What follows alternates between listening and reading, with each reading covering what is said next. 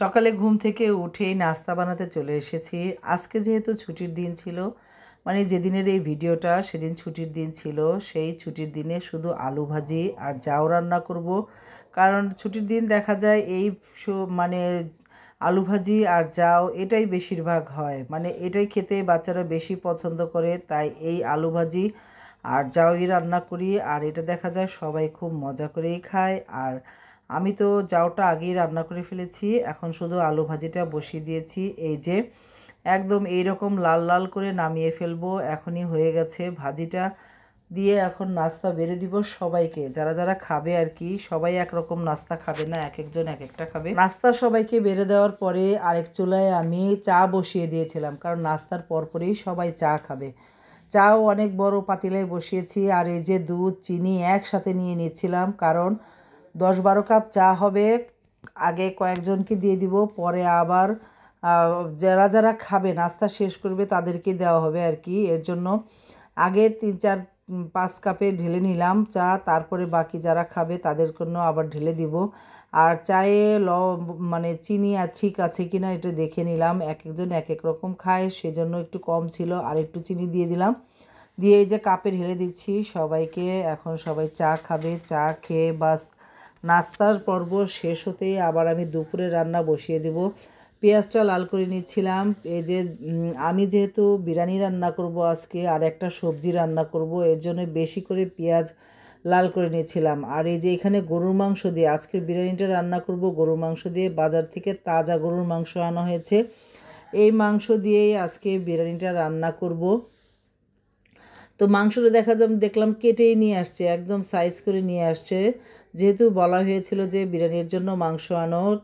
তো বিরিয়ানির যে মশলাগুলো আমি আগেই করে রেখেছিলাম সেগুলো দিয়ে দিচ্ছিলাম। আদা রসুন বাটা দিয়ে দিলাম, জায়ত্রী জায়ফল 2 রকমের, কাজু পেস্তা, এই বাদাম পেস্ট সব দিয়ে দিলাম অনেকগুলো জিরা ফাঁকি, মানে জিরা আর গোলমরিচ ফাঁকি, পরিমাণ মতো লবণ, আর অনেকগুলো কাঁচামরিচ, পেঁয়াজও কিছু দিয়ে দিলাম। দিয়ে এখন সামান্য পরিমাণে একটু তেল দিয়ে দিলাম, দিয়ে এখন চুলাতেই বসিয়ে দিয়েছি। কারণ ওই যে বললাম মানে দেরি হয়ে যাবে দুপুরে রান্না করতে করতে, বাসায় তো অনেক মেহমান, এর জন্য রান্না বান্না দেখা যায় যে খুব মানে ঝটপট তাড়াতাড়ি করতে হয় অনেকগুলা মানুষের রান্নাই।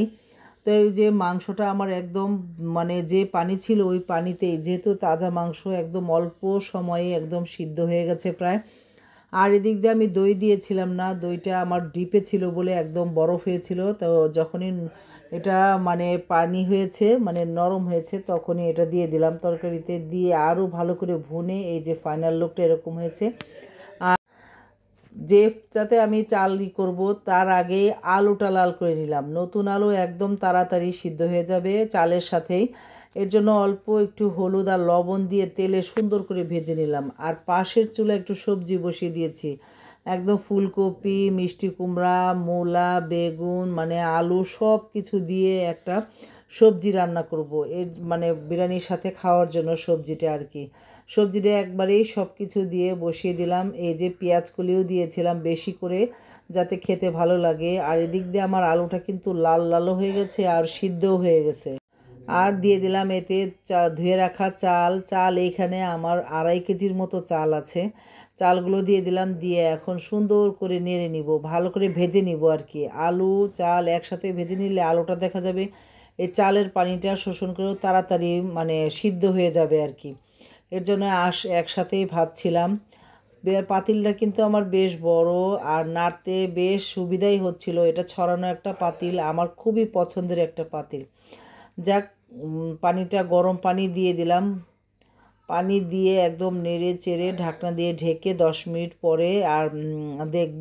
আর তার আগে দিয়ে দিলাম অনেকগুলা কাঁচামরিচ, কারণ এই কাঁচামরিচের ফ্লেভারটাই আসবে বিরিয়ানিতে আর খেতে মজা লাগবে। এই যে 10 থেকে 15 মিনিট পরে আমি এই যে ঢাকনা উঠিয়ে দেখি চালটা আমার মোটামুটি মানে পানি আছে, কিন্তু আরও একটু হবে আর কি। তো আরও কিছুক্ষণের জন্য এটা ঢেকে দিব আমি। তারপরে আবার উঠিয়ে এখন এখানে আমার দুধ জাল দেওয়া ছিল, ঘন দুধ একদম সহ।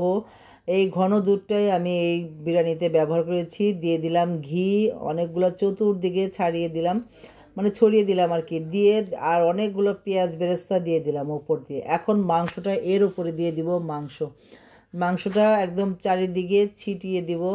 ছড়িয়ে ছিটিয়ে দিয়ে, মানে কোথাও যেন কম না থাকে। তারপরে দিয়ে দেবো এখানে কেওড়া জল। আমার কাছে গোলাপ জল ছিল না, কেওড়া জলটাই ছিল। যে কোনো একটা দিলেই হয় আর কি। আমি দুইটাই অনেকে দুইটাই ব্যবহার করে, আমিও করি, কিন্তু আজকে আমার কেওড়া জল ছিল না, শুধু গোলাপ জলটাই ছিল। এর জন্য মাংসটা চারিদিকে এই যে অল্প অল্প করে দিয়ে দিলাম। বেশি গ্রান হলে কিন্তু আবার ভালো লাগবে না খেতে, মানে মোটামুটি একটু অল্পের ভিতরে হলেই ভালো লাগে। বেশি একদম 10 মিনিটের জন্য দমে রাখলাম। 10 মিনিট হয়ে গেছে। এখন আমি এটাকে নেড়ে চেড়ে দিব। আর এইতে দেখেন মানে এত সুন্দর হয়েছিল, খুব মজা হয়েছিল, সবাই খুবই পছন্দ করেছে। আসলে আমি যখনই এগুলো রান্না করি তখনই খুব ভয়ে ভয়ে থাকি বাচ্চারা কেমন বলবে, তাদের পছন্দ হবে কিনা। তো মাশাল্লাহ অনেক সুন্দর হয়েছিল, সবাই খুব পছন্দ করেছে।